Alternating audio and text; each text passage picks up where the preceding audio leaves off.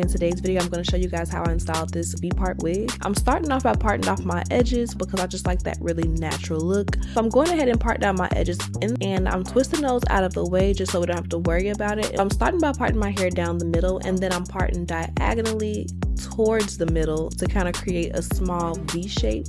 For your V-part wigs, you want to have your leave out be in a nice V shape so that it'll lay really flat up top.